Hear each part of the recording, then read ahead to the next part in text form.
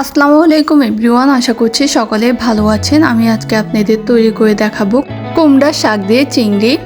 এটা খেতে অসম্ভব মজার হয়, চাইলে আপনারাও এভাবে বাসায় তৈরি করে খেতে পারেন। এটার কালারটা দেখেন কতটা সুন্দর হয়েছে। শাক পছন্দ করে না এমন কেউ নেই। চলে যাওয়া যাক রেসিপিতে। আমি এখানে একটা কড়াই বসিয়ে দিয়ে দিচ্ছি পরিমাণ মতো তেল। দিয়ে দিব চিংড়ি মাছ। আমি যেহেতু চিংড়ি দিয়ে কুমড়া শাক রান্না করব, চিংড়ি মাছগুলো দিয়ে আমি ভালোভাবে চিংড়ি মাছগুলো ভেজে নিব। আমি চিংড়ি মাছটা লাল লাল করে ভেজে নিব। আমার চিংড়ি মাছ লাল লাল করে ভেজে নেওয়া হয়ে গেলে আমি দিয়ে দিব কাঁচামরিচ কুচি, দিয়ে দিব পেঁয়াজ কুচি।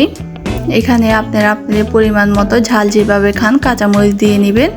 আমি এখানে পেঁয়াজ কাঁচামরিচ দিয়ে একটু নেড়ে চেড়ে চিংড়ি মাছের সাথে ভেজে নিব। দিয়ে দিচ্ছি 1 টেবিল চামচ রসুন বাটা। আমি রসুন বাটা দিয়ে একটু নেড়ে চেড়ে দিচ্ছি। নেড়ে চেড়ে মশলাটা একটু কষিয়ে নিব। জানি রসুনের গন্ধটা চলে যায়, আমি তাই একটু ভালোভাবে কষিয়ে নিয়েছি। এখন দিয়ে দিব পরিমাণ মতো লবণ দিয়ে দিব হাফ চামচ হলুদের গুঁড়ো, দিয়ে দিব হাফ চামচ মরিচের গুঁড়ো। আপনারা ঝাল যেভাবে খান দিয়ে নেবেন। দিয়ে আমি ভালোভাবে এটিকে নেড়ে চেড়ে দিচ্ছি। এখন দিয়ে দিব অল্প একটু পানি, জানি মশলাটা পুড়ে না যায়। এখন আমি মশলাটা ভালোভাবে কষিয়ে নিব, জানি মশলার গন্ধটা চলে যায়। এখন আমি ভালোভাবে মশলাটা কষিয়ে নিয়ে দিয়ে দিব আগে কুটে রাখা আলুটা দিয়ে আমি মশলার সাথে একটু নেড়ে চেড়ে কষিয়ে নিব। জানি মশলার সাথে আলুটা ভালোভাবে কষানো হয়। আমি ভালোভাবে আলুটাকে একটু মশলার সাথে নেড়ে চেড়ে কষিয়ে নিয়ে দিয়ে দিব পরিমাণ মতো পানি, আলুটা জানি সিদ্ধ হয়। আমি এখন এটাকে একটু নেড়ে চেড়ে দিব।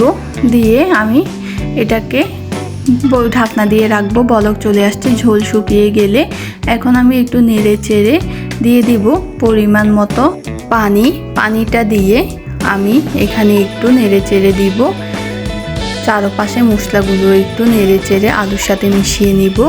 এখন নেড়ে চেড়ে দিয়ে আমি অপেক্ষা করব একটু গরম হয়ে আসা পর্যন্ত। পানিটা গরম হয়ে আসলেই বলক চলে আসলে আমি এখন কুটে ধুয়ে রাখা শাকটা দিয়ে দিব। সবগুলো শাক আমার দেওয়া হয়ে গেলে আমি একটা ঢাকনা দিয়ে ঢেকে দিব। ঢেকে আমি 5 মিনিট পর ঢাকনাটা উঠিয়ে একটু নেড়ে চেড়ে দিব। আমি ভালোভাবে এখানে শাকগুলোকে নেড়ে চেড়ে দিতেছি, আপনারা দেখলে বুঝতে পারবেন। শাকটা যেন দলা ধরে না থাকে, তাই আমি ভালোভাবে আলুর সাথে শাক ভালোভাবে মিশিয়ে নেড়ে চেড়ে দিতেছি। শাক সিদ্ধ হতে বেশি সময় লাগে না, দেখবেন শাকগুলো ডাটা দেখেন সিদ্ধ হয়ে আসছে। এই পর্যায়ে আপনার ঝোল যেভাবে রাখবেন নামিয়ে নেবেন। আমি এই পর্যায়ে নামিয়ে নিতেছি। দেখেন শাকটা রান্না কতটা সুন্দর হয়েছে।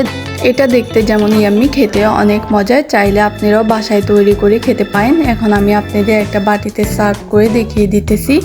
শাকের কালারটা দেখলেই বুঝতে পারছেন এটা কতটা ইয়াম্মি হয়েছে। এটা খেতে অনেক মজার হয়েছে। চাইলে এরকম শাক দিয়ে আপনি 1 প্লেট ভাত নিমিশেই শেষ করতে পারেন।